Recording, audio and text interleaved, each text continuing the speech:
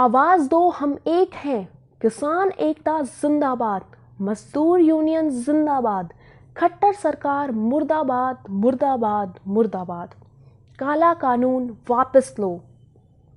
ये वो नारे हैं जो केवल किसान की ज़ुबान से ही नहीं बल्कि हर उस वर्ग के लोगों से दिलों की ज्वाला और अंगारे बनकर निकल रहे हैं जो कि मौजूदा सरकार से परेशान हैं।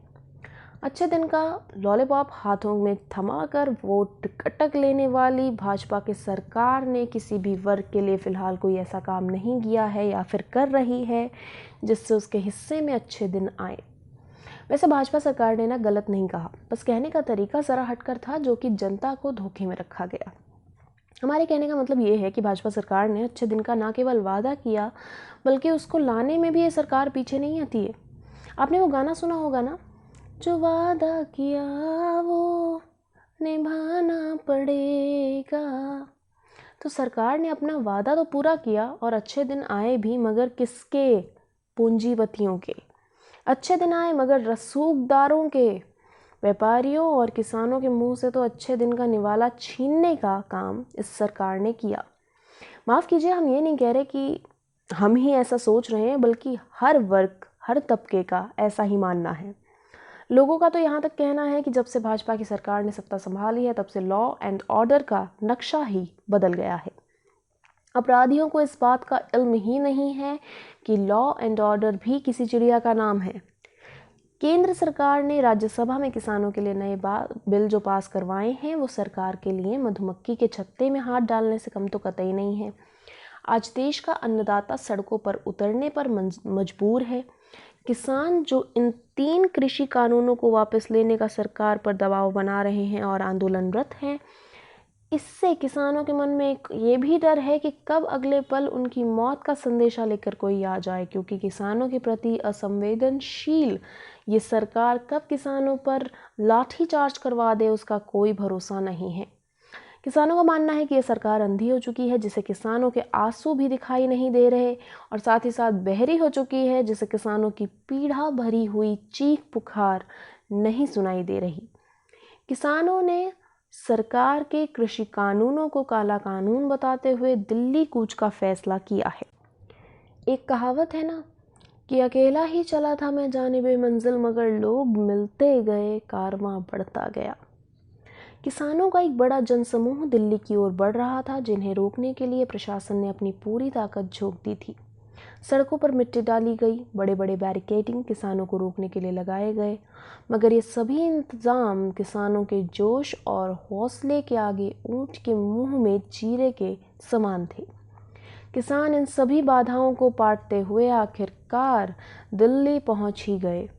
अब किसानों को एक और जनसमूह का समर्थन मिल गया है। किसानों के दर्द और अपना दर्द समझकर उनके आंसुओं को पोंछने के लिए समस्त खाप पंचायतों ने भी अब ट्रैक्टर ट्रॉली में खाने का सामान भरकर दिल्ली कूच करने का महा ऐलान कर दिया है।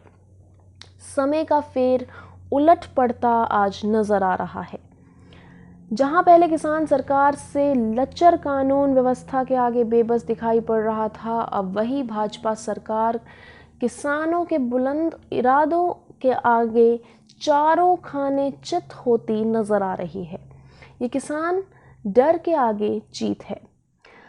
इस नारे का सुरक्षा कवच ओढ़े किसान अपनी मंजिल की ओर बढ़ चल रहे हैं, और खाप पंचायतों ने किसानों का समर्थन करते हुए दिल्ली के टिकरी बॉर्डर के लिए कूच करने का ऐलान क्या किया। सरकार के हाथ पांव फूलने लगे। खाप पंचायतों ने हरियाणा की खट्टर सरकार को गिराने का पूरा मन बना लिया है। खापों ने केवल ऐलान ही नहीं किया बल्कि एक्शन भी शुरू हो चुका है। चरखी दादरी से निर्दलीय विधायक सोमवीर सांगवान ने खट्टर सरकार को किसान विरोधी करार देते हुए अपना समर्थन वापस लेने की घोषणा कर दी है। हरियाणा के ही चरखी दादरी में फोगाट खाप की भी बैठक हुई। फोगाट खाप ने आज दिल्ली कूच करने की घोषणा कर दी। गुरुवार सुबह 10 बजे इसे खाप के सभी लोग ट्रैक्टर और ट्रॉलियों में खाने पीने का सामान उसके साथ सनसपुर गांव के पास इकट्ठे होंगे। मौके का फ़ायदा उठाना कौन नहीं चाहता आखिर। हरियाणा में भारतीय जनता पार्टी की सहयोगी पार्टी जननायक जनता पार्टी ने भी इस मौके को भांप लिया। जेजेपी के अजय चौटाला ने तो सरकार को नसीहत तक दे डाली कि उन्होंने मीडिया को दिए अपने बयान में कहा है कि हम तो चाहते हैं कि इसका जल्दी से जल्दी कोई समाधान निकले। हमने सरकार में बैठे हुए लोगों से भी आग्रह किया है कि किसान की समस्या का हल किया जाए। उन्होंने आगे कहा कि एग्रीकल्चर मिनिस्टर का बयान भी जनता के सामने आया है और तो चाहते हैं कि जल्दी से जल्दी इसका समाधान निकले। हमने तो सरकार में बैठे हुए लोगों को भी आग्रह किया है कि किसान की समस्या का समाधान किया जाए। एग्रीकल्चर मिनिस्टर का बयान है, प्राइम मिनिस्टर का खुद का बयान है कि हम एमएसपी को जारी रखेंगे, तो उसको ऐड कर दे, उसको लिखने में एक लाइन क्या दिक्कत है। देश के प्रधानमंत्री नरेंद्र मोदी का बयान भी इस मसले को लेकर सबके सामने आया है कि एमएसपी की व्यवस्था को खत्म नहीं किया जाएगा, तो फिर उन्हें इस छोटी सी लाइन को लिखित में देने में आखिर इतनी आनाकानी क्यों कर रहे हैं। देखिए, हरियाणा में भाजपा की सरकार के पास अपनी बहुमत नहीं है। सरकार जेजेपी की बैसाखी के सहारे ही चल रही है। अगर ऐसे ही सरकार के खिलाफ किसानों का गुस्सा बढ़ता रहा तो जेजेपी खट्टर सरकार को गच्चा देने का काम भी कर सकती है। राजनीतिक दबाव के अलावा अलग अलग हिस्सों में भी किसानों को समर्थन मिल रहा है और साथ ही साथ आवाज़ बुलंद हो रही है। हरियाणा के नूंह में भी किसानों के लिए अच्छा दिन लाने में अपनी भूमिका निभाते हुए दिल्ली चलो का नारा बुलंद हो रहा है। नूंह के किसानों को ने भी दिल्ली के लिए गुरुग्राम बॉर्डर से दिल्ली में दाखिल होने का ऐलान कर दिया है। किसानों के समर्थन में मंगलवार को जींद की मंडी में सन्नाटा पसरा रहा। किसानों के समर्थन में आढ़ती और मजदूरों ने हड़ताल कर दी। वहीं किसान के आंदोलन का असर उत्तर प्रदेश के ग्वालियर में भी देखने को मिल रहा है। मंगलवार को ग्वालियर के सड़कों पर सैकड़ों किसानों ने दिल्ली चलो का नारा लगाया है, जिसकी गूंज ने मनोहर लाल खट्टर की रातों की मानो नींदें ही उड़ा दी। इसके अलावा पंचायतों ने भी ऐलान किया है कि जो भी किसान का बेटा खट्टर सरकार में विधायक है, उन पर इस बात का दबाव बनाया जाएगा कि वो अपना समर्थन वापस ले लें। उनका ये मानना है कि सरकार केवल पूंजीपतियों की सरकार है।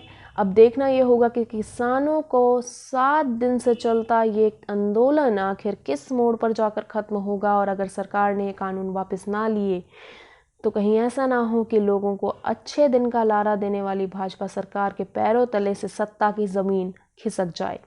देश और दुनिया की बड़ी खबरों को जानने के लिए बने रहिए हरियाणा मीडिया न्यूज़ के साथ।